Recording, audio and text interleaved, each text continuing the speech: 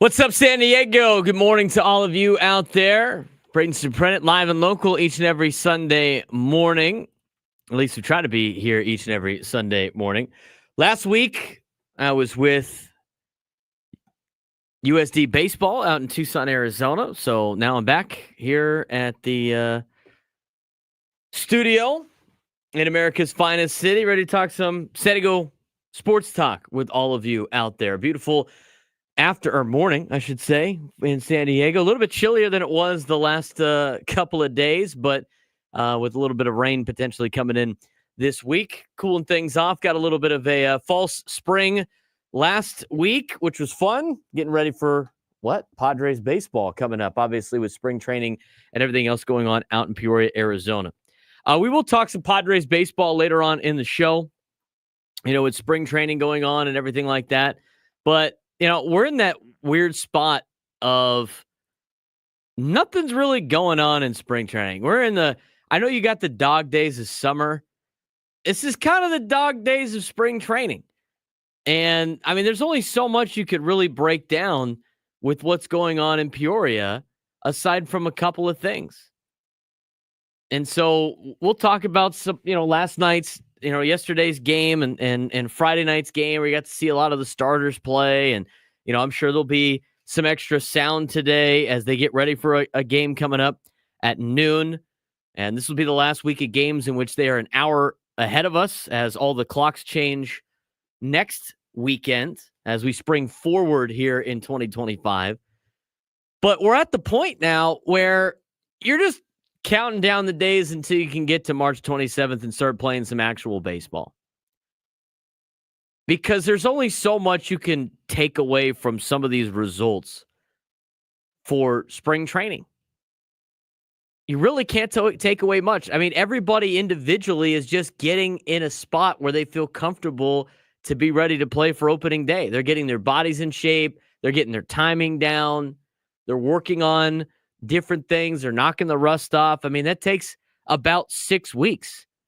All you're really trying to do is hope everybody stays healthy and hope you don't have any major problems when it comes to the health status of your players. But aside from that, I mean, some of the stuff that you see with spring training, good and bad results, it really doesn't matter. It's about the process. And unless you are part of those hitters meetings, unless you're part of those pitchers meetings, unless you are getting the information from the team like the coaches and the front office are giving their players, you don't really know if they're on pace or not based on how they're doing their at-bats, based on the way they're going out there in their outings. I mean, there's different things that they're working on that even if they have bad results, they might have done something right in the process. This is the 6 weeks of process. That's why you can't really break down spring training. You can't overemphasize the results in terms of wins and losses. Obviously, that's utterly ridiculous. Most of the veterans are playing golf by the time the 5th inning rolls around anyway. You can't break down the individual performances to an extent unless the guy is really just raking at the plate or he's having a miserable time. But even then, it's spring training and they're working on things. We've done about a week and a half, almost 2 weeks now of spring training baseball games. We still got 25 more days before opening day. I mean, opening day is March 27th. And they'll have a couple of days off before that. But we got to get through a lot more spring training games.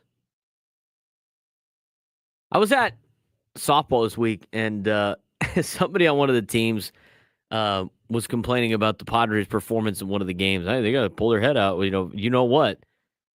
I'm like, dude, it's February. Well, now it's March, but when this happened, I was like, it's February. I don't need any type of pull your head out of wherever in February or any type of over analytic breakdown of Padres baseball in February. And I definitely don't want it in the beginning of March. You're watching a couple position battles. You're seeing if some of the young guys will make the team or if they're going to go with some aging veterans. And that's pretty much it. And aside from like the first couple of weeks where you get the nostalgia of being back for spring training, You got to grind through some games, guys, including one today. Today's game will be on the Fan as we are in the second day of March. The Padres will play the Kansas City Royals coming up at 12:10 Pacific time, which will be a 1:10 Mountain Time start for anybody that's listening on the app that's getting ready to go to the ball game today out in Peoria. They'll have a day off tomorrow, a split squad on Tuesday. But as of right now, I mean, the Padres are going to be playing every day with the exception of 2 days left in spring training up until the 24th when they play the Mariners. So you got 20 more games of Padres baseball, plus 4 of those days are split squad days. That's a long time. You got an entire month left of spring training baseball. So we'll talk about some of the sound that's coming out of Peoria, and I'm sure we'll have some again today with some new stuff. We'll talk about yesterday's game against Cincinnati. More likely Friday night's game against Seattle, a 2-1 victory. You got to see Fernando for the first time. He says he's feeling great after being sick for a week. He said he's feeling great in terms of just overall health, and that's the best part about spring training for the Padres right now is everybody says that they're healthy. And if this team is at full strength and healthy, they're going to be a playoff team. I mean, they are. I know a lot of people are afraid about, maybe having to compete with the team up in LA, but the thing is you only got to get them in a 5-game series. Until they change the playoffs, you got to get them in a 5-game series. That's how things are going to stack up. And the regular season is just your qualifying and round robin to make the postseason.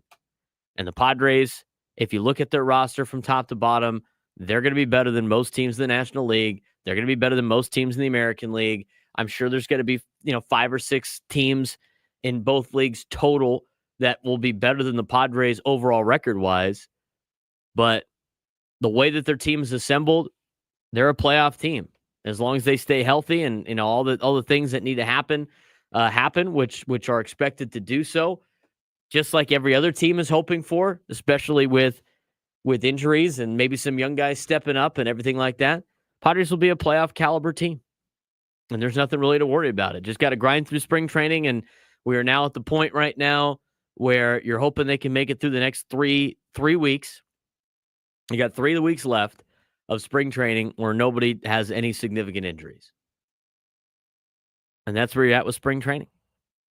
We'll talk more about Padres baseball in the second hour. Last night, huge night for San Diego in the debut of San Diego FC. San Diego FC won last Saturday, a week ago from last night, against the reigning champion, LA Galaxy. And they got to have their first home opener last night at Snapdragon Stadium, one that had over 34,000 people at it. And the tailgating scene was great. And you look around, 34,506 people was the announced attendance last night for San Diego FC. A great job for San Diego getting out there and supporting and watching this new major league team for San Diego. And I know there were some things last night that, we need to fix, obviously, with some chants that were going on. And I don't really want to talk about that too much. I'm sure Craig was at the game. I'm sure we'll learn more about, what his experience was come up tomorrow on Monday. And I don't want to get into that part. But I do want to say, how much more does San Diego have to prove to the sports world that they can support major league franchises? I mean, seriously, how much more do they have to do? How much more do we have to do here in town to show that we can have pro sports teams? 34,000 for San Diego FC. Now, I will say this. For anybody that has listened to my show or has listened to me on air since I started working here at 97 Through the Fan knows, and I hope you understand, I'm going to say it the way it is. I'm not going to overfluff things. I'm not going to be overly critical. I'm going to say things the way I feel. And I try to live by the say what you mean what you say. So, great showing last night for San Diego FC for the fans. It's opening night. I mean, how many times are opening nights complete duds? first game at Snapdragon Stadium, even though it was hotter than the face of the sun, had a full crowd for the Aztec football team. I want to see this continue, but I think it will. I mean, where has San Diego not supported their franchises? We saw it with the Wave the last couple of years, with the NWSL. We've obviously seen it with the Padres. If you put together and put forth an effort to win in this town and show that you want to be here, San Diego goes out and supports. So my question again, what more does San Diego have to do to show that they're a major league city in terms of supporting major sports franchises? And I understand the politics, I understand the money, with LA having a lot of teams, I understand, the competition of the market and everything like that. But with all of these leagues trying to expand, I mean, it'd be nice to have some forward thinkers that just have the facilities to make it happen. The biggest excuse that San Diego gets for not having an NBA team or an NHL team, I mean, they mention the market, right, for like the LA teams. That always changes when you got a billionaire in charge. Rules change when billionaires come in charge. And we see that with, Kroenke trying to build that new arena down there in the Midway district. That guy's got money. That guy doesn't get told no. Okay, so everybody that says, well, there's going to be a problem because, the Anaheim Ducks, that's not going to be a problem.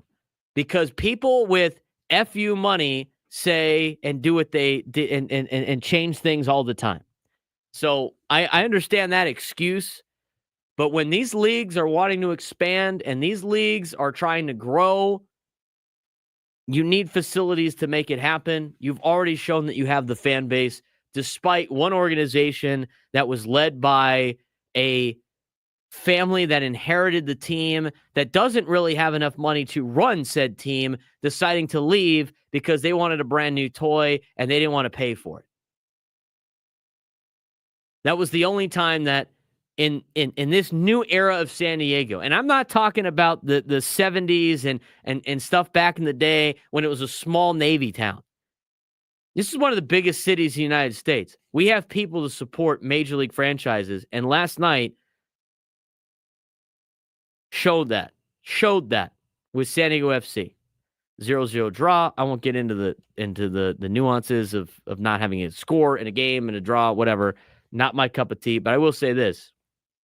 San Diego showed up last night and supported a brand new franchise.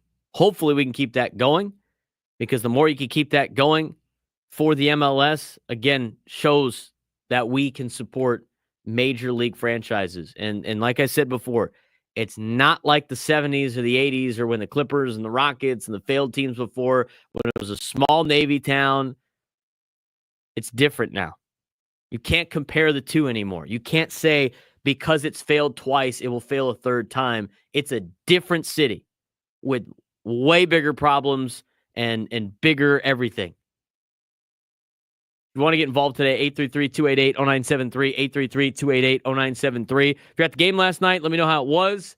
Give me a phone call. You want to talk Padres, give me a phone call. We're going to talk about the Aztecs. They survived the Dome of Doom last night, and we'll talk about where they stand in the NCAA tournament. We had a big night last night for college hoops. All three teams at the D1 men's teams won last night. It's been a long time since that's happened. We'll talk college basketball when we come back. Braden Surprenant Show just starting off. 833-288-0973, 833-288-0973. San Diego's number one sports station, 97.3 The Fan.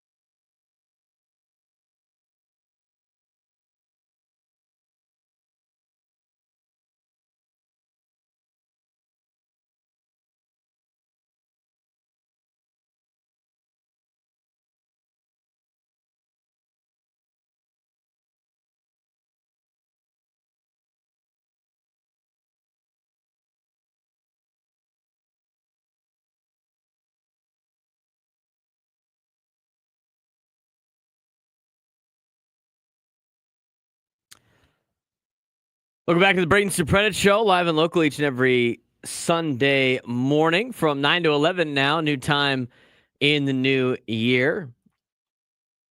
I'm Braden Surprenant. Talking some MLS last night. Looked like a good time out there at Snapdragon Stadium. I think it was cool for a lot of people to be back on the tailgate scene in Mission Valley. For a lot of people that haven't been able to do it with Aztec football. We're able to do it last night for the MLS.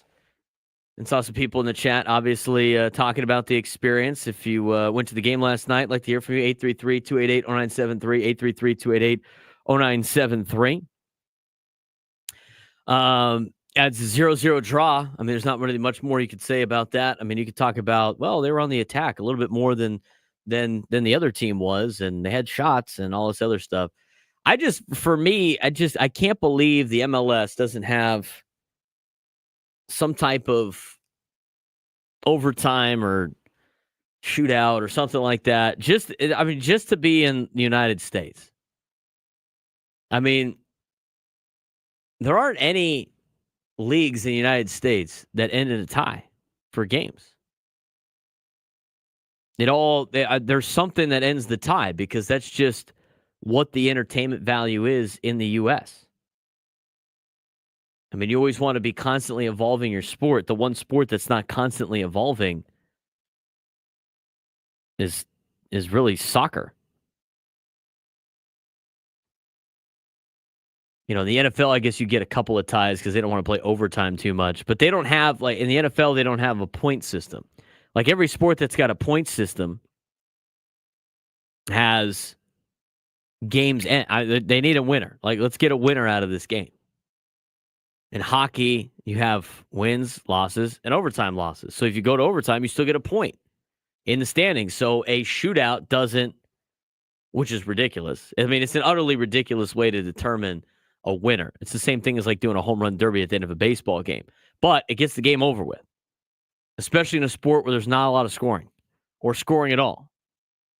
So I'm surprised they haven't done that, at least in the MLS in the United States, trying to grow their game and make it exciting for people in the U.S. I just feel like, and here's my thing on soccer.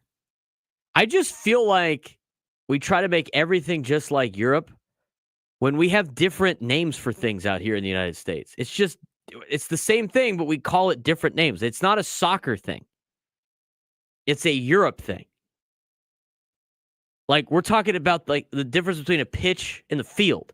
In the United States, we call it a field. Out in Europe, they call it a pitch. And they do it for rugby too. It's not a sport thing. It's not like it's not a soccer thing. It's a European thing. It's the same thing with kit and jersey. You could call them jerseys here. They're jerseys. They just say kits in Europe.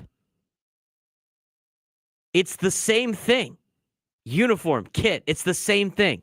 You can call it a uniform. You don't have to abide by what they say in Europe. They don't do that for our sports over there. It's a Europe versus United States thing, not soccer. Why would soccer have a different name for everything else in sports? Yeah, cleats, boots. Again, European, United States. That's the difference. I feel like the MLS tries so hard to be European soccer instead of just embracing what they are, America's version of soccer. They changed all the names. When the MLS first started, they had team names because in the United States, they had team names. I mean, if I remember like looking up some of the teams of Major League Soccer, like the teams that started in the MLS. I mean, you had like, and my favorite one that I always like bringing up is the Tampa Bay Mutiny. That's a sweet name. They had uniforms that actually look like uniforms. Like now soccer puts ads on their jerseys. I get why they put ads on their jerseys just because it pays more, but in the United States, that was never a thing. That's starting to be a thing now because they do it in Europe. But they had team names. Miami Fusion was a team. Tampa Bay Mutiny, as I mentioned before. I got to go back to like 1998 MLS teams. I remember from I had the backyard soccer game as a kid. They all had team names. There was not a single one. The only one that was kind of a European name was, DC United. But even DC United's not really a, FC. I guess it is. It's kind of like Europe with the Manchester United. But you had Chicago Fire, Colorado Rapids, Columbus Crew, Dallas Burn, Kansas City Wizards, LA Galaxy, New York Metro Stars, Miami Fusion, New England Revolution, San Jose Clash, and the Tampa Bay Mutiny. It's great. Now it's Sporting KC, San Diego FC. I mean, it's just bring the names. If you want soccer to grow in the United States, you got to have to Americanize it a little bit. And I just feel like we try so hard to be Europe when in reality let's just embrace what our deal is at the same time and still like the sport of soccer. Now your team names are Atlanta United FC, Austin FC, CF Montreal, which is club football, Charlotte FC.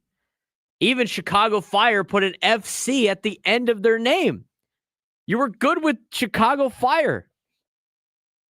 Colorado Rapids, staying true to themselves. I love it. Columbus Crew, staying true to themselves. Even DC United.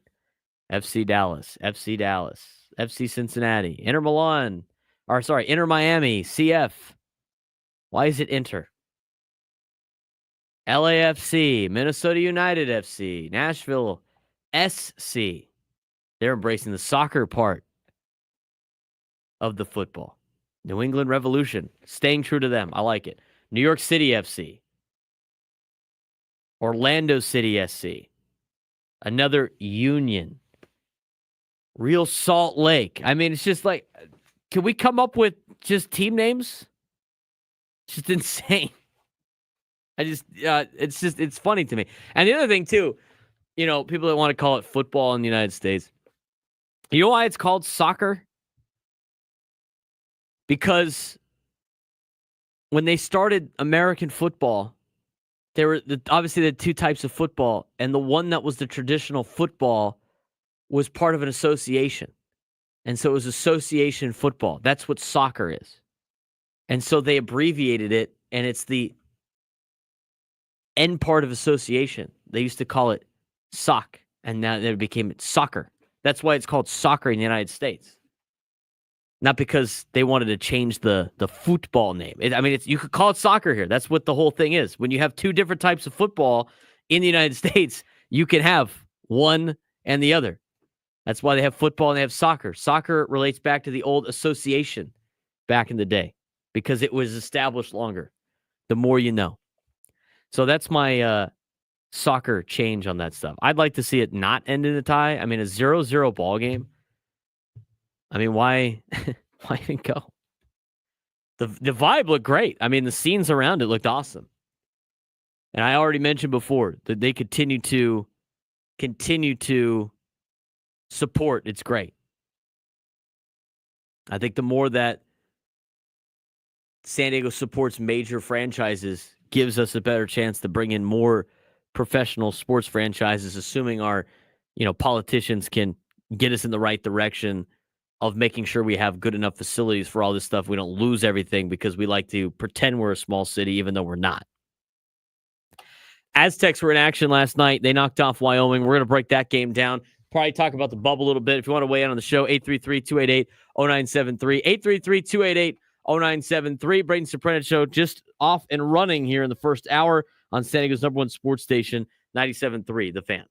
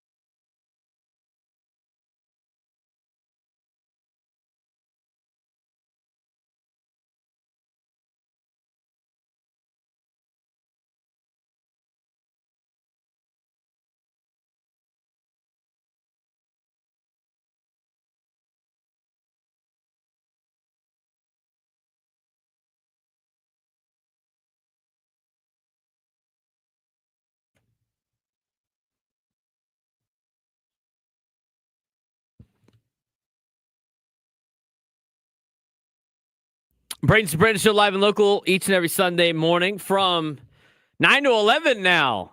San Diego's number one sports station, 97.3 The Fan. New year, new time. We talk Padres baseball in the second hour, get to some Aztec basketball and where everything stands on the bubble right now. Last night was a good night for San Diego men's basketball programs. San Diego State got a victory at Wyoming. They survived the Dome of Doom. They survived the Arena Auditorium. What's a lamer name? Arena Auditorium or Dome of Doom? Arena Auditorium. What should we name our brand new arena? I don't know. It's also kind of an auditorium. Why don't we just call it the Arena Auditorium? Oh yeah, let's do that. The Arena Auditorium.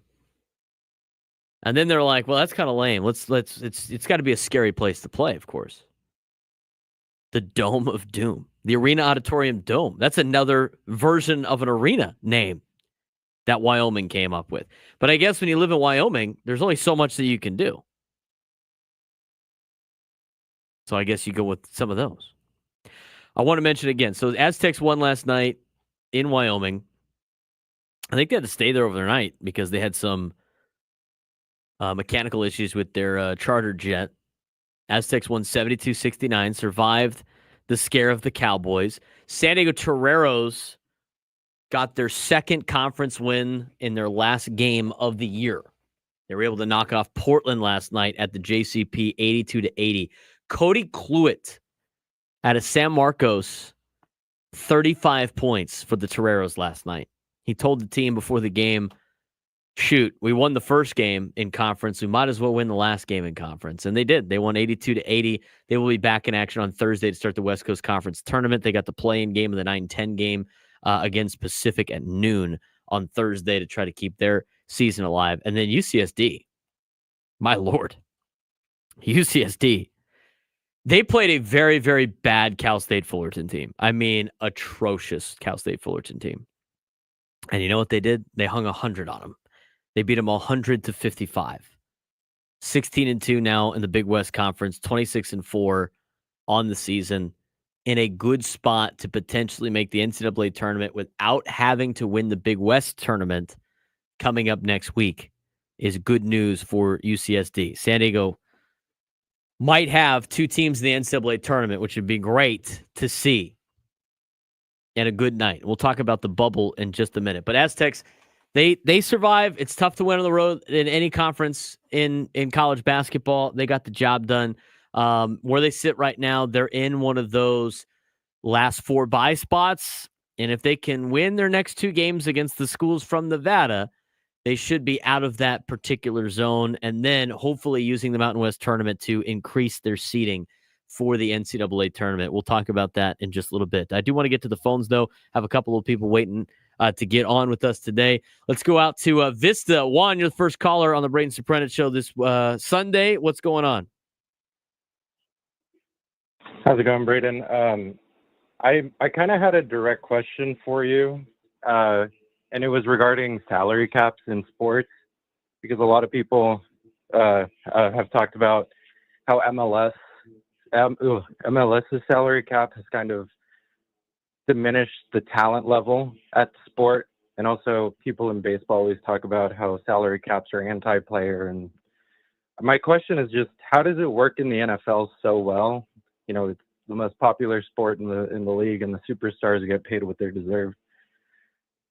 And then why it doesn't seem like it works for the other, for everybody else in sports. The thing with the National Football League, the thing with the National Football League and why it works, and you have these incentives and everything like that, is, you know, it's tough with the players. But I mean, the NFL is such a popular sport for a couple of reasons. One, human beings love carnage. They love violence and they love carnage.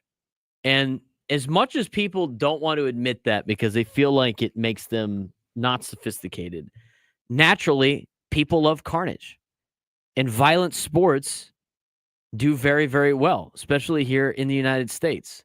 So with football, you know, it's different because you got it works out because it's such a cutthroat league that guys are battling to just survive in the league.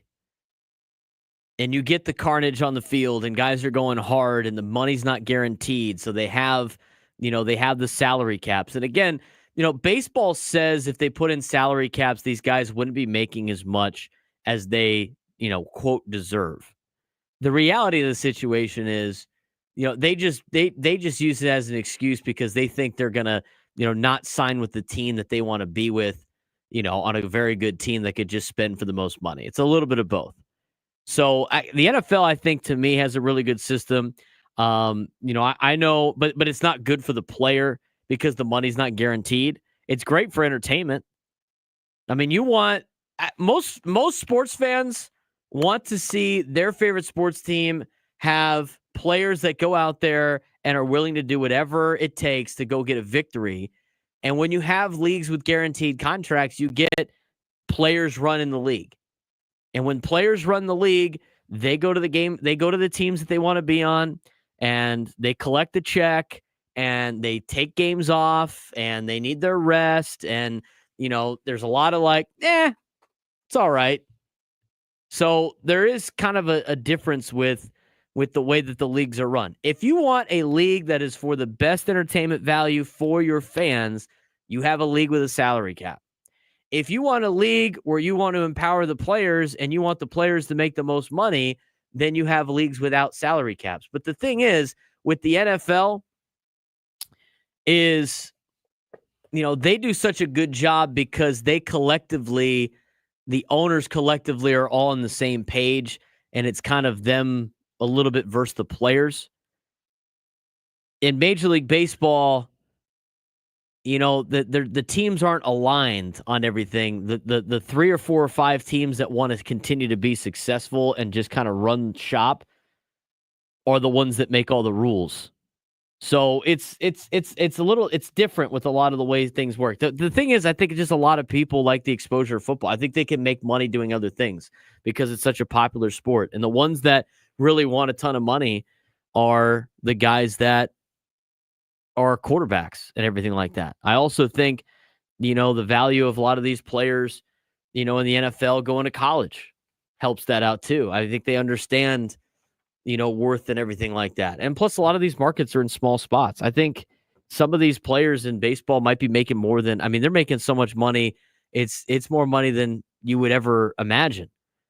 And maybe some of these NFL guys are comfortable with the money they have. It's kind of a complex thing. I just think baseball players use it as an excuse to feel like they're not going to get the same contracts that they're currently getting. But it's a good question, Juan, and I appreciate the phone call. Let's get out to Kathy in LA. Kathy, what's going on? Hey, Braden, you were talking about the names of the soccer teams, and it could be so much worse than what we have now because I remember in Kansas City, when I was living in Kansas City, and when they first got the soccer team there, they were called the Wizards, because of Wizard of Oz and they were playing on the Kansas side. So everybody used to call them the Wiz. So there can be so many more names out there because, being known as the Wiz, I don't think people want to be known as that. Yeah, that's not necessarily the greatest thing. They don't have to pick the Wizards as a name, but I do like the team names. Team names are a little bit better than just FC. If everybody's called FC and just like the city FC, what do you call them? Like the San Diego FC. We're just trying to, Craig wants to call them the Chrome Dragon. What do you call them? I'm just a San Diego FC player. It's that Fernando Tatis is a Padre, but what is Chucky Lozano? San Diego FC? He's just San Diego FC. It's different in the United States. I feel like in the United States you need team names, but I appreciate the phone call, Kathy. Thanks again. Let's get out to Mitch in New Jersey. Wants to weigh in. Mitch, what's going on? How you doing, Braden? Thanks for taking my call. Doing well, my guy. What do we got today? What we got? First of all, I'm glad soccer is popular, bringing to many cities. But I still think if the NFL was to focus on keeping football domestically and not in Brazil and Germany and England, I'm sorry, we can expand on the football teams. San Diego and Oakland deserve another team. And with the college, I think the women's college ball in the Pac-12, I know it's the Big Ten now. When I look up the women's, I think Juju Watkins is going to bring a championship to USC finally in some sport, because I know the baseball team's not doing too well. And I like the victory that we had yesterday. It's just more interesting than the men's. I don't look at the men's to determine, but the women's, at least I kind of keep an eye on it at times. And hopefully I talk to you during the week. Thanks for taking my call. Oh, I appreciate that, Mitch. Women's college basketball is getting more and more popular. I've been watching TCU this year. They're top 10 in the country. They got a big game against. They got a winner-take-all game tonight against Baylor for the Big 12 championship. And when I was in college, TCU women's basketball was at the bottom of the standings almost every single year. And now they almost got like a full house at all their games. And they're going to be in Waco tonight against Baylor, so it should be a good matchup. I got the Notre Dame Louisville game on right now, and there's a lot of good competition in women's college basketball. The only difference is like some of the top teams are so much better than everybody else that it is, it's just different tiers. I use TCU as an example a lot just because it's a team that I watch, but like TCU around them, they've hammered everybody they've played, but then they played South Carolina, lost by like 15. South Carolina, one of the top 4 teams in the country in women's college basketball. That's why you get these dynasties of UConn and South Carolina the last couple of years and Stanford for so many years. They get all the best players or players that can hit threes or some of the biggest, players in women's college basketball. I got to say, Mitch, I mean, the USC Trojans baseball team's off to a 9-1 start, beat Vanderbilt yesterday. So they had been struggling for a long time in the last couple of years, but they're finally going to get that stadium opened up there at SC, finally redo the baseball stadium, and we'll see what they got. They're off to a pretty good start, though. We'll see if they can keep up. They had a nice Tuesday win against Irvine a couple of weeks ago. They beat Vanderbilt yesterday, and we'll see about the Trojans baseball team as of right now. 833-288-0973, 833-288-0973. Appreciate the phone calls weighing in. Again, back to the Aztecs and where everything stands with the bubble watch. They're at a pretty good spot. They're in the should be in category, I think. I don't know how much more work they have to do. That New Mexico win for them was really good, and really put them in a position to not have. It's definitely in a position where they don't have to win the Mountain West tournament anymore, which is always a major problem. For San Diego State, they still list them technically as work to do, but as noted in the bubble race on ESPN.com, no letdown for the Aztecs win over New Mexico. They took control over Wyoming in the second half of Saturday's game to win for the 9th time in 11 contests. It gives Brian Dutcher and company 20 wins on the season and the 8th time they have done that in the last 8 years. Moves their percentage to about 70% for the ESPN analytics forecast for them to make the NCAA tournament, obviously without having to win the Mountain West tournament. Improving its standing inside the bubble mix. Team's resume metrics are now in the mid-30s range.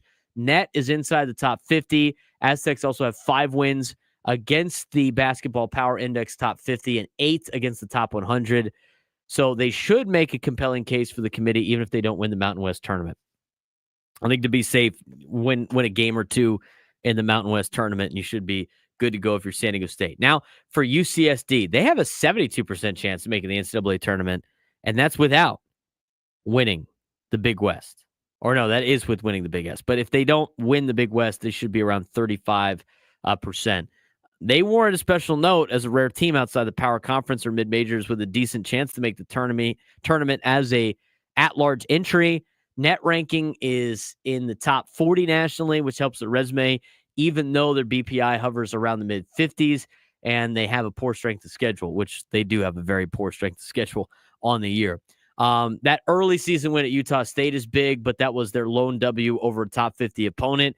It hasn't aged as well as it seemed it might, with the Aggies recently hitting a snag, but UCSD ought to win out from here, and it will be interesting to see if the Tritons need to make an at-large case after Big West tournament in Henderson.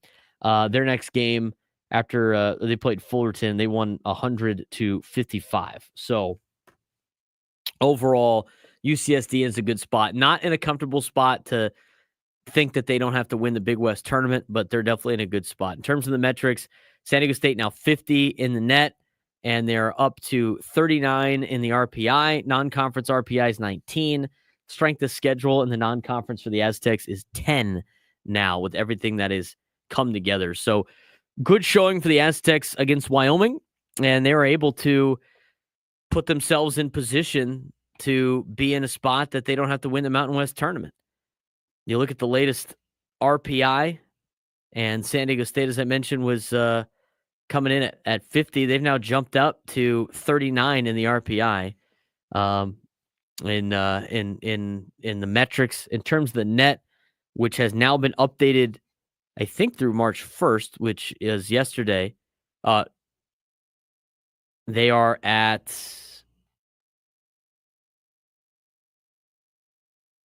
50 in the net. That will get redone, I think, tomorrow, if I'm not mistaken. So they're in a good spot. Aztecs playing good basketball. A little bit of shaky there on the road at Wyoming, but overall not that bad of a deal. If you look at the latest bracketology out there for Joe Lunardi, which was before yesterday's game for the Aztecs, they're still one of those teams that is a last four bye. And when you look at where they potentially would be, I think it's looking at like a 10 seed right now for San Diego State. They would be taking on Mississippi State in Milwaukee, and then the winner would play Iowa State, Montana. That's obviously not the case. It's going to be changing all the time. If they did get paired up with a 2 seed like Iowa State is a team that is very hit and miss. I mean, they blew out Arizona yesterday, but they're a school that will also lay an egg to a bottom feeder in the Big 12. And Iowa State in crunch time is usually not one that rises to the occasion. So that's not a bad path for San Diego State, which could run them into a Kentucky matchup in the Sweet 16 to go against Lamont Butler again. And I think with the way a lot of these schools are playing, there's not a lot of super dominant teams in college basketball like they were a couple of years ago with that UConn team. I mean, you look at some of the number one seeds, and I watched Auburn play Kentucky yesterday. Auburn's now definitely the number one team in the country, and the SEC's done a really good job this season. But there's nobody out there that is super scary to San Diego State that they can't take down. One of the number one seeds that's going to be in the NCAA tournament this year is going to be Houston. Houston's probably going to get the number one seed for winning back-to-back Big 12 championships. They're the first school in a major sport to jump to a power conference and win the conference in back-to-back seasons. It's pretty remarkable what Houston has done in this small amount of time. Now in football, it's been a little bit different for the Cougs, but they're going to get a number one seed, and they have looked almost unbeatable in the Big 12, and San Diego State already beat them. So when you're starting to gauge at some of these teams that San Diego State might run into, I mean, I've seen Tennessee lay some eggs as a 2 seed. I've watched, Alabama. Alabama lost on a buzzer beater last night. Michigan State was off to a great start in the Big Ten, but then they started playing real teams in the Big Ten, and they started losing. There's nobody really scary in the NCAA tournament where you don't want to run into that San Diego State can't go out there and compete with. And I'd say the same thing for UCSD. I mean, right now, if UCSD was in the tournament, if the season ended today, according to Joe Lunardi, the Tritons would be an 11 seed taking on UCLA. They could beat UCLA. UCLA's had their struggles. UCLA's had to fly across the country almost every single road trip. As Mick Cronin said a couple of weeks ago, we've seen the Statue of Liberty 3 times. That's absurd for the University of California, Los Angeles. UCLA, UC San Diego matchup would be great. Winner would play Texas Tech. Texas Tech is up and down. Texas Tech can beat an Arizona team and then lose to TCU. I mean, you got some dangerous teams out of the Big 12. You got some powerful teams in the SEC, but none of them are untouchable, which I think is shaping up for a very, very entertaining NCAA tournament. And you're mixing it in with some mid-majors that are solid, like a UCSD. And if Irvine can make the tournament as well, that's a team that's dangerous in the NCAA tournament. St. Mary's is a 6 seed that won the West Coast Conference. That team is a machine, as I've seen them in person. Gonzaga has struggled, but they beat San Diego State by 10 here at Viejas. I mean, you start looking at some of these schools. High Point out of the Big South, another great season. It's going to be carnage in the NCAA tournament. It's going to be fun to watch. When we come back, we'll get back to your phone calls, talk some Padres baseball, plus a story of a burrito with cheese on it that somebody refused to eat. We'll talk about that when we come back.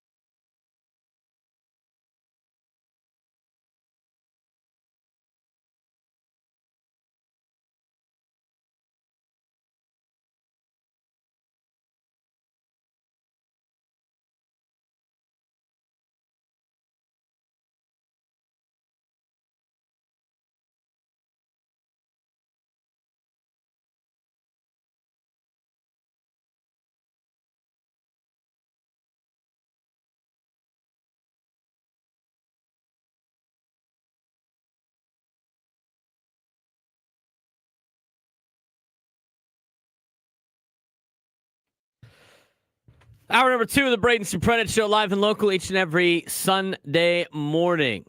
I'm Braden Surprenant. Thanks again for tuning in. We're live on 97.3 The Fan on your airwaves. We're on the Odyssey app. We're on YouTube, on my page at B_SURP. Check out my YouTube page. You can also check me out on TikTok and Instagram at B_SURP, as well as X or Twitter.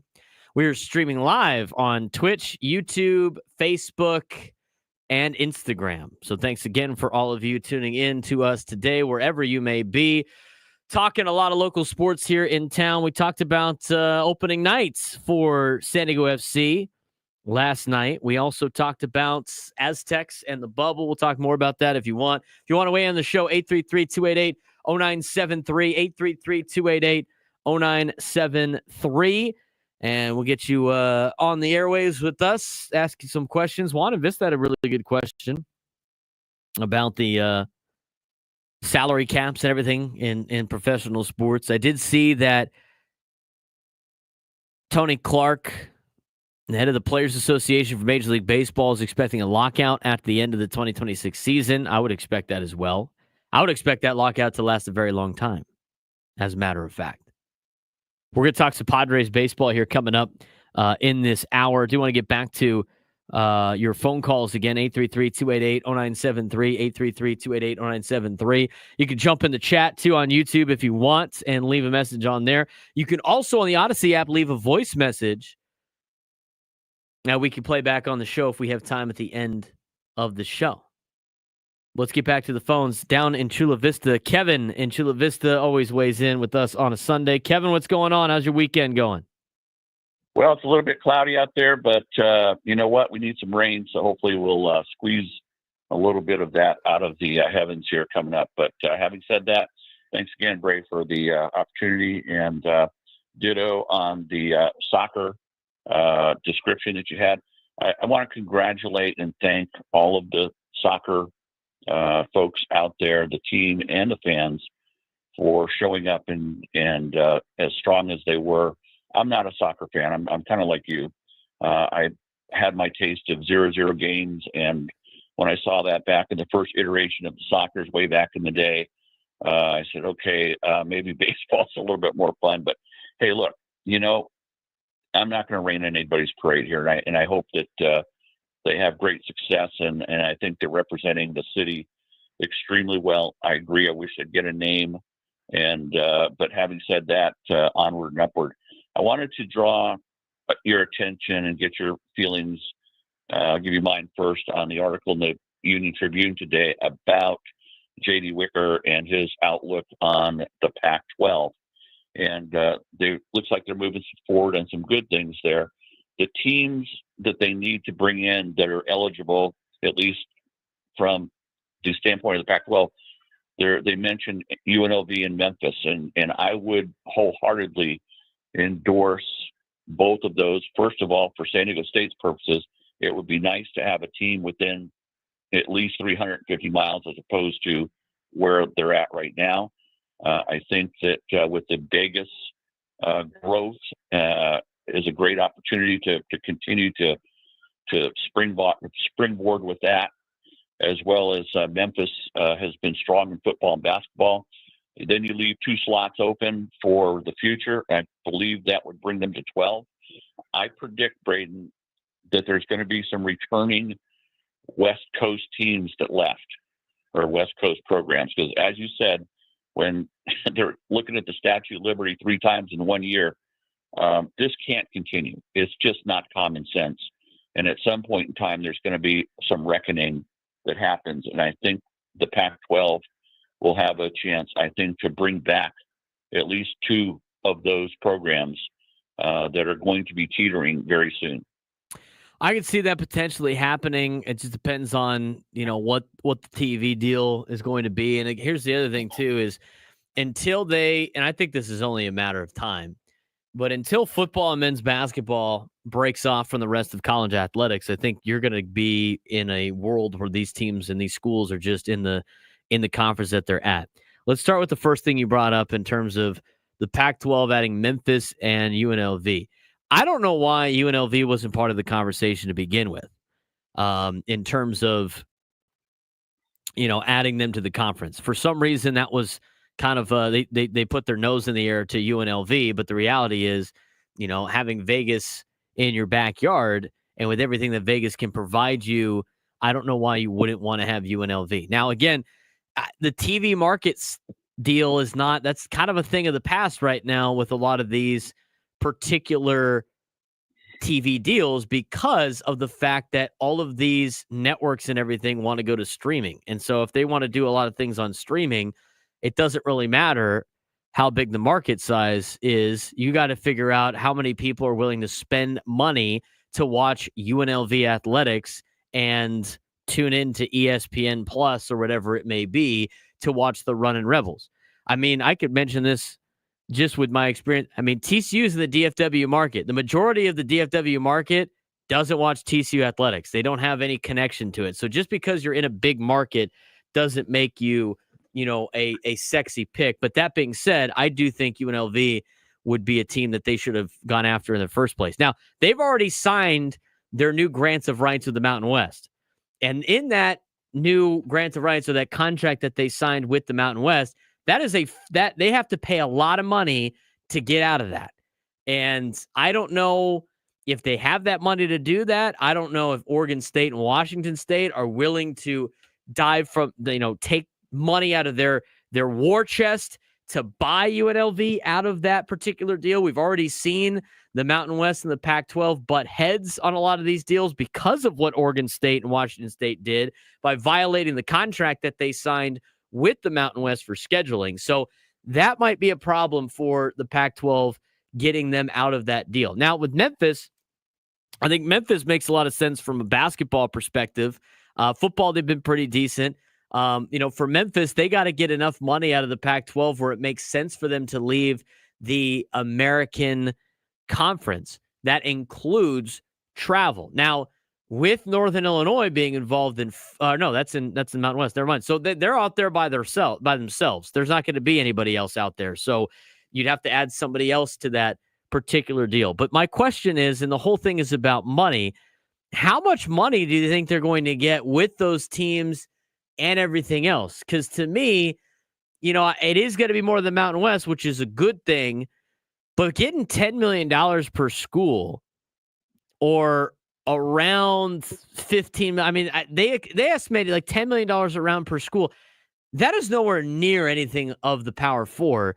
You're still a group of five school, just in a little bit of a, you're the new American Conference. You're the new Power Six, if you want to consider yourself that, because $10 million a year, you're not competing with a lot of other schools in the country, only getting that in a TV contract.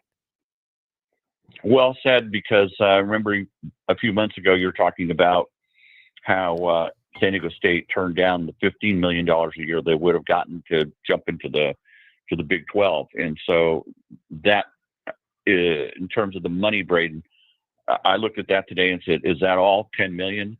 And you're only getting $3 million more a year from where you were over in the Mountain West. And you've done all of this kabuki dance to just do this. Yes, that's a real conundrum. And but the reason why I bring up Memphis UNLV, it sure is a lot better than Texas State or some of the others that they're talking about, because Tulane, Texas State, Texas San Antonio. Yeah, right. There's just no name ID with that. And I understand the traveling geography issue with Memphis, but it is the best option out there, if that is the only option in terms of a recognizable, marketable commodity. And that is the problem, I think, that you've brought up. When you look at that 10 million figure, that's rough. That's really rough if that's all they got. So, at least they're trying. Yeah, I mean, the thing is, and I've never really liked this Pac-12. I haven't believed the hype of this new Pac-12 as much as San Diego State wants to sell it to their fans. And again, I said in the open today, when I was talking about soccer, I'm going to tell you how it is and what I think. And this is not, the Pac-12 is not what San Diego State is selling it to be. But I will say, it is better than the Mountain West. So they're not lying in that sense. It is going to be better than the Mountain West. They're going to get a little bit more money than they got in the Mountain West. They're going to be competing, especially in basketball, with teams that are notoriously better in the net and in the RPI, with the exception of Fresno State, but they're really there for football anyway. And you're going to have, with the smaller conference, and they're not going to play probably a big conference schedule. It opens up the door for Aztec basketball to play in other tournaments and play more non-conference games. And it sets them in a position where they're better than the Mountain West, and they're in a position where they can compete, in college basketball, which is their biggest sport. But for me, the difference is, and to give JD Wicker the benefit of the doubt, it's they had the conversations with the Big 12. It's not like the Big 12 had an offer in his hand going, sign it, and it's a done deal. There was still more negotiation that needed to be happened. But for me, I don't know why you wouldn't pursue the half share of being in the Big 12 over a full share when the half share is probably more than the full share. And by the way, Brett Yormark and company are finding other ways to now bring more money in per school. Some of that is a little scary because they're bringing in some private equity, which I don't know how that's going to work with state schools. So maybe San Diego State was seeing that down the road and didn't want to be a part of that, which would be, a good move for them, depending on where this plays out. But for $10 million a year, I know JD said that, he knows the TV partners and they're recognizable names and it's going to be great exposure and everything like that. My question is, if the Pac-12 couldn't get the $30 million a year or more than the $30 million a year to be a power conference from these same entities with USC and UCLA and Arizona and Arizona State and Colorado and Utah and all of these other schools that have been more established in college athletics, why do we think that we're going to get that or anything close to that with Oregon State, Washington State, and then a bunch of Mountain West schools? That's where I'm like, I don't understand the deal from that perspective. Well, you're spot on, and only time will tell. But we're just in this cul-de-sac down here, at least from San Diego State's perspective. And then you look up north, you got Oregon State and Washington State. They're at the other end of the cul-de-sac, and so we're kind of like, and have been, the sloppy seconds. And there's no good answers here that's going to approach what they really need.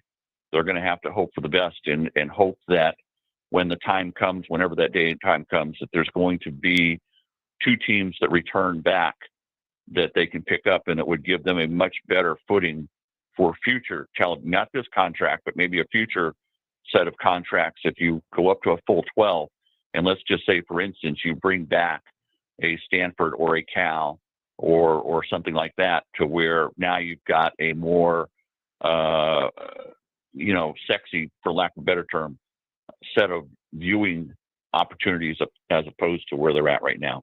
So we'll just have to wait and see what happens. We'll see. I don't want to rain on your parade, Kevin, but Cal and Stanford are locked in through 2035 with the ACC, and they're not getting out of that anytime soon. And the other thing, too, as we've seen with San Diego State, a lot of the times with these deals, it's not with the athletic departments, it's with the academic side. And Stanford and Cal, and here's a good feather in the cap for the Aztecs. They're now a research institute.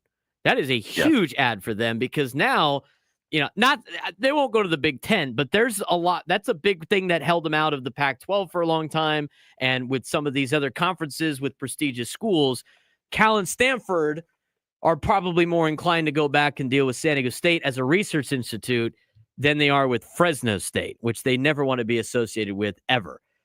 So from the academic side, that's going to be tough for that sell. But I think you're on the right track in the sense of there's going to be another mad shuffle.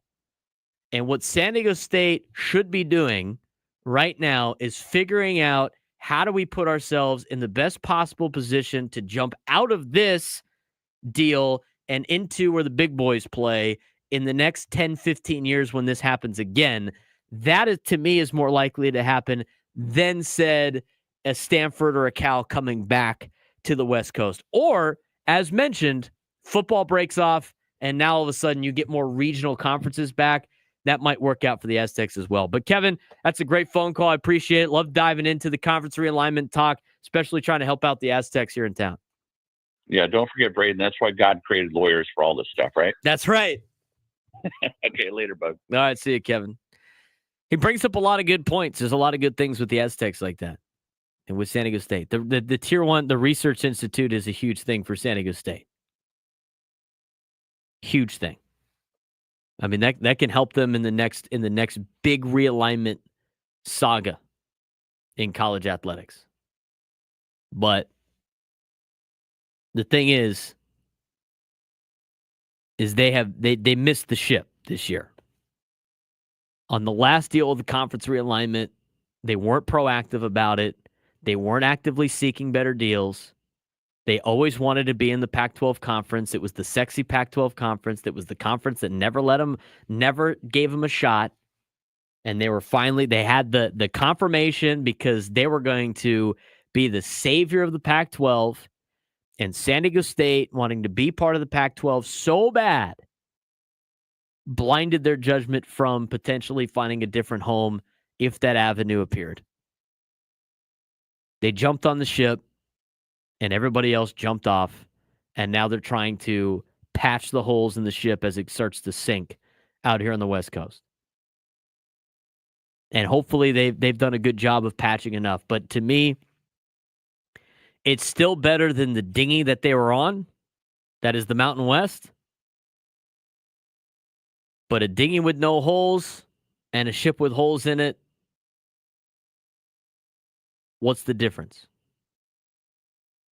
Might be a little bit better for the Aztecs on the ship with some holes if they can patch the holes. But as of right now, they're in a tough spot for college athletics. And it's not their basketball team. It's definitely their football program. And I have some major concerns about the football program at San Diego State.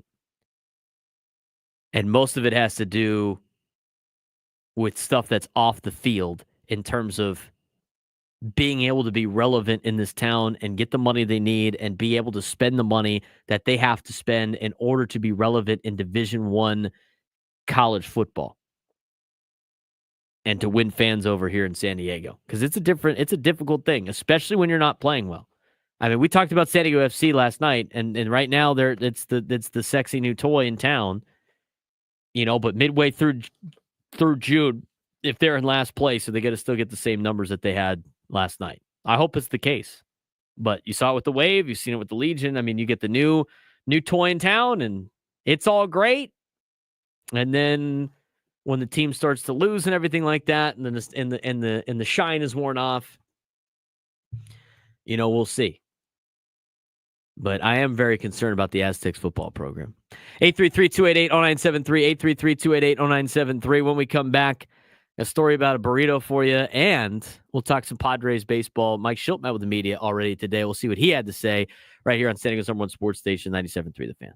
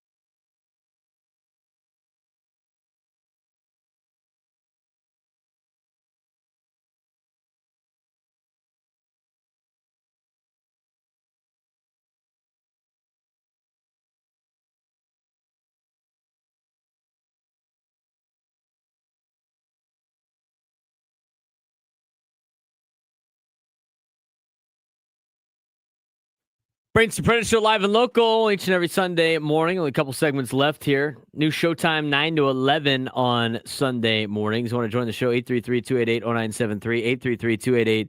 833-288-0973. Talked a lot about the opening night for San Diego FC. Talked some Aztec basketball. Led into a phone call about the future of the Pac-12. Good article in the paper today about that. In terms of additional members, Pac-12 TV deal, what the House settlement means for San Diego State, as well as NIL oversight. Really breaks it down for you. Yeah, we can talk more about that in just a little bit on the show, maybe in the next segment. We do have some stuff coming out of Peoria, Arizona, where we had some sound from Mike Schilt from earlier today as he met with the media. Get ready for a Padre game coming up at 12:15 today on 97.3 The Fan. Sam Levitt is continuing to post a lot of things from around spring training. We'll talk about that in just a little bit. But since we have a little bit of time here before we have to go to break, kind of a short segment, went a little long in the last one. I was talking about maybe a gripe. I find it fascinating. I just thought this was kind of insane last night or yesterday morning. So I've been busy with USD baseball, every weekend for the last couple of weekends because it's baseball season. And yesterday, a couple of my buddies went up to Irvine because one of my friends is a UC Irvine alum, played baseball at Irvine. And so they did the triple header that sometimes we do. They went up there to Cicerone Field and watched UC Irvine baseball against Louisiana. They went over to a place called Mutt Lynch's in Newport, which is a nice bar on the beach in between. And then they went to the Irvine basketball game last night. My two buddies and one of my friend's dads went up there. So my friend Matt, who I worked out with at the gym yesterday morning, and we're in the group text together, so I get to follow along what these guys are doing throughout the day as I get ready for USD baseball. He's going to go pick up my buddy Mike down at his place, and so he is like trying to get everything figured out. He's going to pick him up, and he's hungry. He wants breakfast. He's like, I'm going to need a breakfast burrito today. And he texts Mike. He's like, hey, where's your favorite spot around you? Let me know if you want one. So he drives down to wherever it is, and he's going to get an order. And Mike's like, well, I got to get one for my girlfriend. And Mike and his girlfriend have been around they've been together for a long time. They live together and everything like that. And so my buddy Matt keeps asking him what the order is. And he was like, hang on, I got to see what she wants. And then he orders this burrito. And the burrito is just like, I'm reading, I have to go back in the text to find the burrito that my buddy ordered. And it's not something that he would get. It's not something he would get. I was confused. I was immediately like, are we sure about this? He goes, here's what the burrito order was. Where'd it go? I'm trying to pull it up on my phone. And hang on, there's just so much BS on here. My buddy Mike orders a burrito. He's like, give me 2 bacon breakfast bees, no cheese, add beans and potatoes if they don't come with potatoes. And he goes, I just made it easy. I ordered 2 of what my girlfriend gets. And I was like, no cheese? What's up with the no cheese? And he was like, here's the issue. I have to get my burrito the exact same way as my girlfriend because all these places mess it up. And if there's cheese on the burrito, she won't even touch it. I'm like, why? Is she allergic to cheese? And he was like, no, she just doesn't like cheese in a burrito. And I'm like, she won't even eat it if there's cheese in there? I mean, half the time there's cheese in there. You don't even realize there's cheese in the burrito. And he was like, no, in places I get cheese in mine and then they mess it up because they get confused. And so there's cheese in it. And then she ends up not eating a burrito and then I get yelled at. I'm like, okay, well, you're doing the good boyfriend thing, obviously. But then he goes, and I'm like, well, maybe does she not like cheese? And he was like, no, that's the thing. She eats cheese all the time. She'll crush pizza, loves pizza. Not a lot of pizza without cheese on it. Loves pizza, cheese in a burrito, won't even pick up the thing. What do we got on that? I can't believe, I just think that's kind of insane. But, like, what do we got on that in the chat with the burrito thing? First of all, hats off to Mike. He's got to, that's a ball game he's got to take on. That's winning right there. He's got to make the sacrifice. He's got to, all of a sudden, it's one of those deals where I think comedians have said it all the time. It's like, my girlfriend's vegan, so I'm vegan. He's taking one for the team there. He understands the long-term deal. The short-term game of the cheese on the burrito does not outweigh the long-term of maybe be in the doghouse the rest of the day. So I understand that. But the no cheese on the burrito is a solid line of just crazy food ideas or food gripes. No cheese on the breakfast burrito, but you like cheese on the pizza. Yeah, but she eats pizza, Jacob. That's the thing. That's just it's I thought it was like the 75 hard thing that they were doing, which is also kind of crazy. I mean, picking and choosing to do the set. Everybody know what the 75 hard is? It's like it's not drinking alcohol and carbs and all this other. It's like all these healthy things. You're working out, X amount of times a day, and you got to read like 10 pages in a book, and it's it's difficult 75 straight days that a lot of people do at the beginning of the year. And so he wouldn't go out during the 75 days. He wouldn't go out drinking with us a couple of times because he was on the 75 hard thing. Fine, fair enough. But he had select weekends in which he did go out drinking for other events in which he would drink a lot. And then to the point where I was like, well, what's the point in doing this if you're not actually doing it? You won't have a drink with your buddies here, but you'll do it at the Irvine baseball alumni thing. That didn't make any sense either. But you know what? To each their own. 80-20. Got to do your thing. No cheese on the burrito. Wild thing for me. I wonder if Mike Schill puts cheese on his burrito. That is not something that he asked them about today in today's press conference. We're going to try to get to that when we come back. Talk some Padres baseball as we continue on the Braden Surprenant Show, live and local each and every Sunday morning from 9 to 11. San Diego's number one sports station, 97.3 The Fan.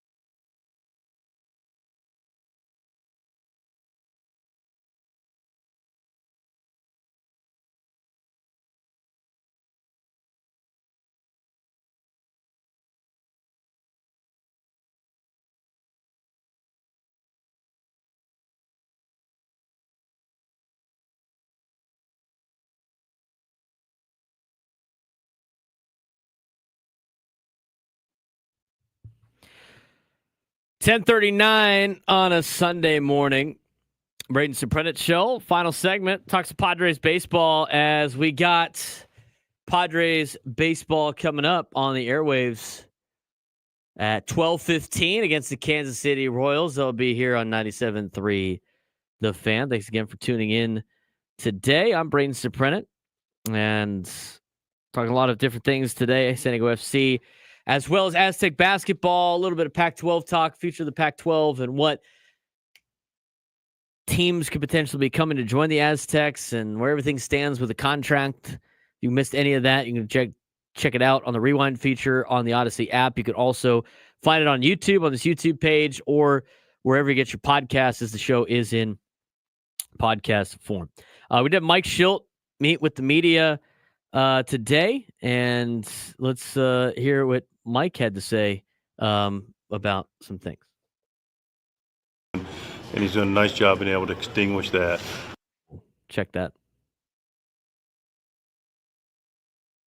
We'll get to Mike in just a little bit because Mike did meet with the media today, trying to get the audio for you, but we're going to have to pull it up on something else. And while I'm doing that, safe to remind again, you could tune into the show in a lot of different areas on 97.3 The Fan or on our personal pages as well. You can follow me on social media at B_SURP.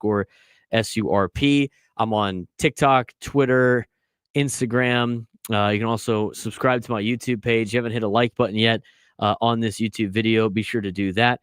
But we'll listen to hear what Mike Schilt's got to say today as he met with the media before the Padres game. Good morning. Good morning. Good morning. All right. Wonderful, beautiful day.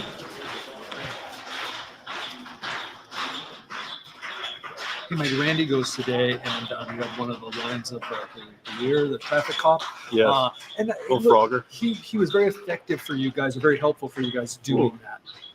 But how much does he need to stop being that guy? Yeah, I mean, put yourselves in harm's way enough, you're going to get harmed.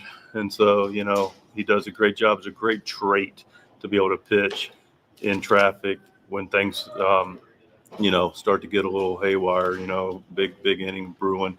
And he's done a nice job being able to extinguish that. And now we want to be able to limit, get that first hitter out. We want to do that regardless of pitcher. But go ahead, establish, have a quick early inning, get it over with, and then be able to go in that 6th, 7th inning. You got to go. King was talking about it.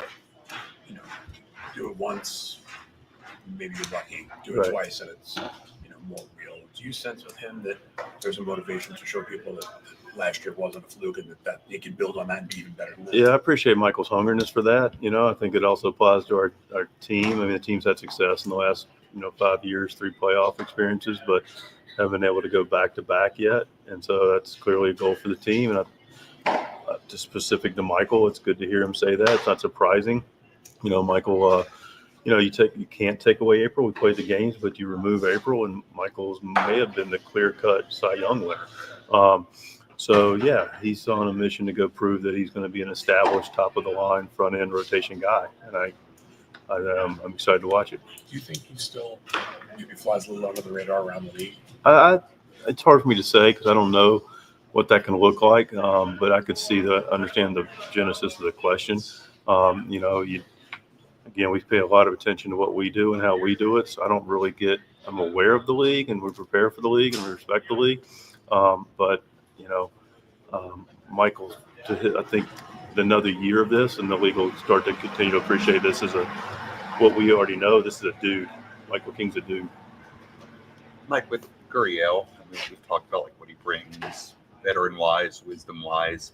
As far as on the field, what are you hoping to see from him kind of during this camp? Experienced player that has competed and won in a World Series. Yeah. That knows how to take a good at bat, knows how to play the game ultimately. And this is a guy that the winning player. He's been in the league a long time. He's got real wisdom. I watch him, and he's really intentional about what he does. He's a pro, and so the more pros you have that know how to win, the better. It just feeds on itself. So the good news about Yuli is, he'll speak appropriately, but his actions are going to speak way louder than his words. His actions are first class. Before going on the IL last year, Kolek started to work on that sinker. We saw a little bit of that in the first outing. He's going again today. Yep. How do you guys see him in his role possibly with this ball? Well, he's piggybacking today with Randy, and he's getting built up as a starter. And we like his ability to turn over the lineup. The sinker ball that you mentioned allows that to happen because it should have, create an opportunity for you to have an efficient inning and be able to go deeper in the game. One thing about the sinker last year, he was throwing it more away to righties, and now he's running it in on righties, so making him a little more uncomfortable and setting up the rest of his pitches, which are really good. So if he can control the strike zone, if he can throw the sinker in to righties and be able to work off of that, then he's got plenty of weapons to be a really good pitcher, whether it's in the pen or now as a starter. You've got Omar and Hart throwing in the sim game this morning, and obviously now you've got all these guys who are fighting for that fifth spot throwing on the same day.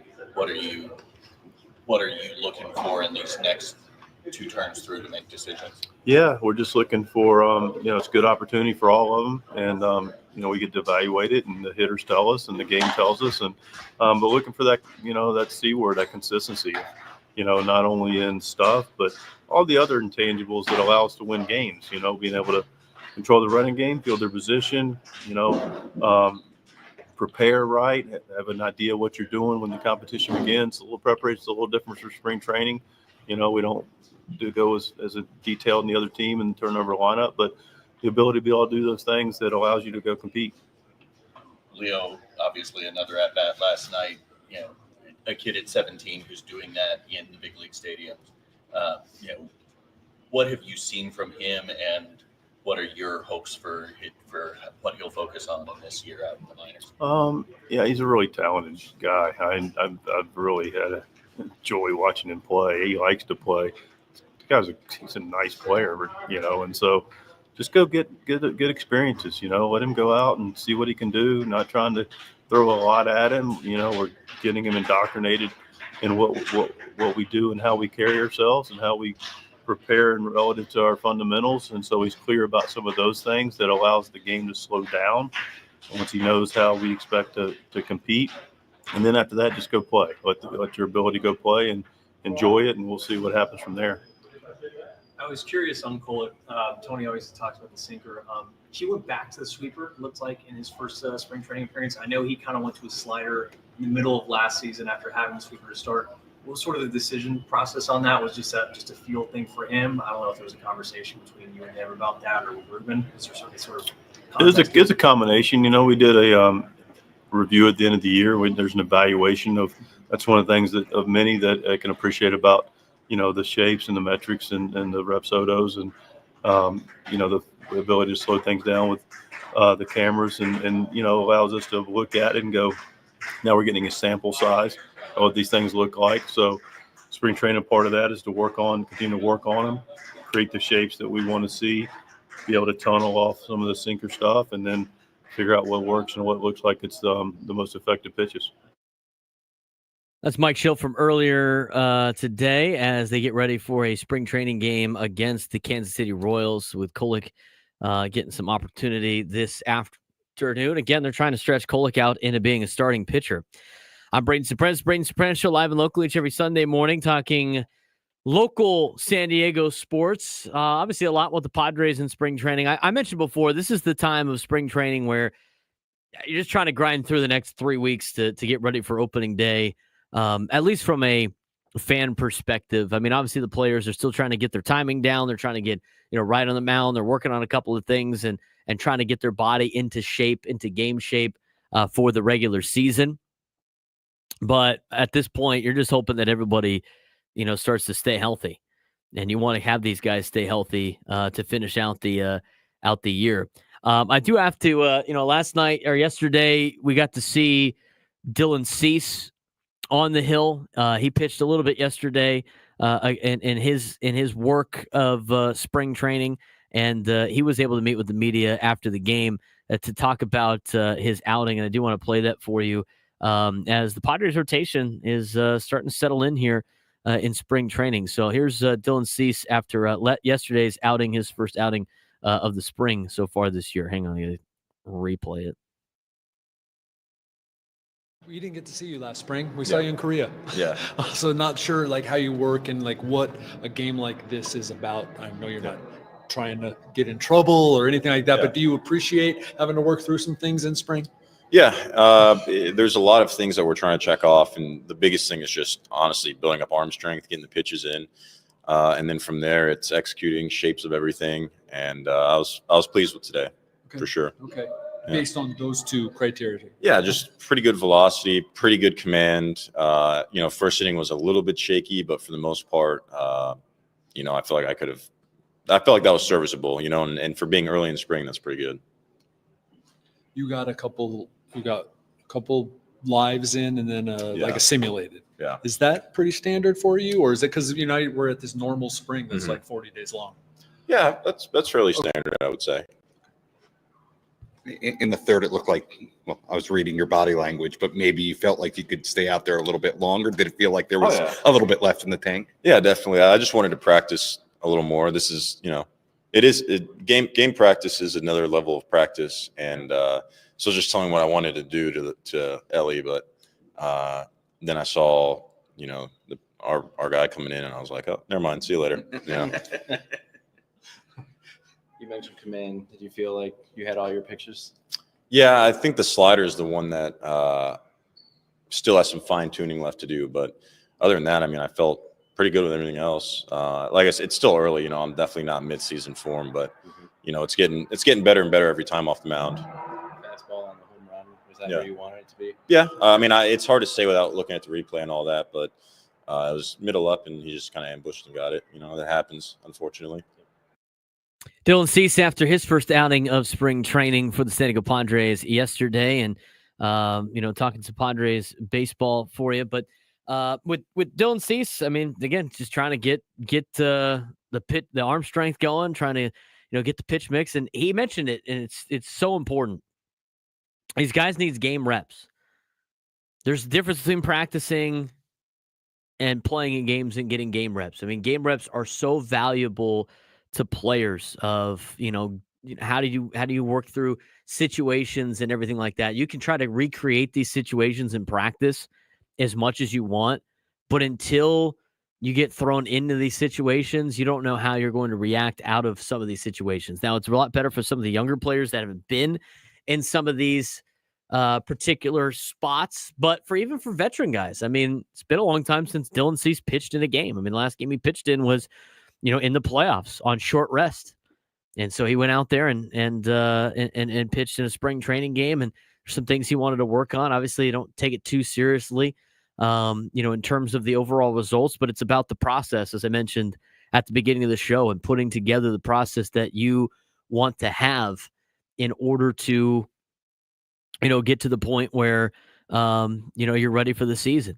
So it's a lot of work for a lot of these guys, and you're giving a lot of young guys some opportunities. And one of those young guys that is looking for an opportunity as the Padres surround him with other players is somebody that Padres fans are looking at a player from, that's relatively a local player in Tirso Ornelas. And here's what Mike Schilt had to say yesterday after the game about Tirso and his game yesterday.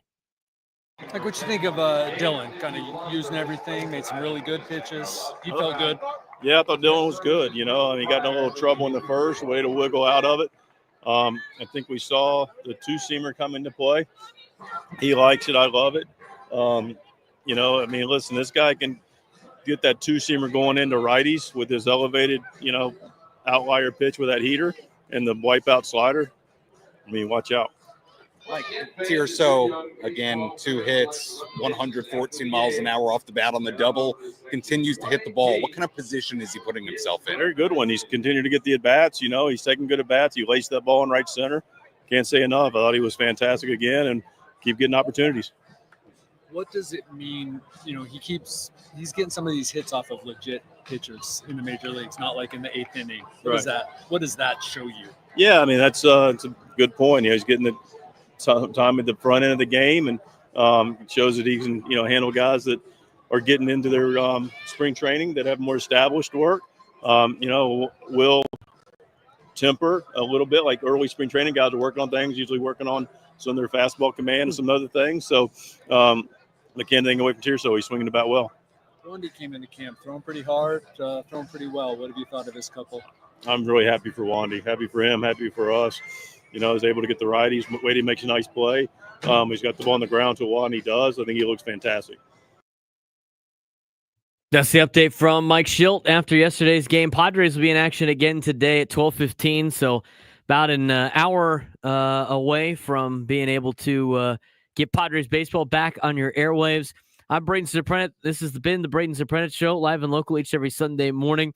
Should be on next week, not officially know quite yet based on some scheduling, but it's been great talking with all of you again today. Thanks again for everybody that called into the show.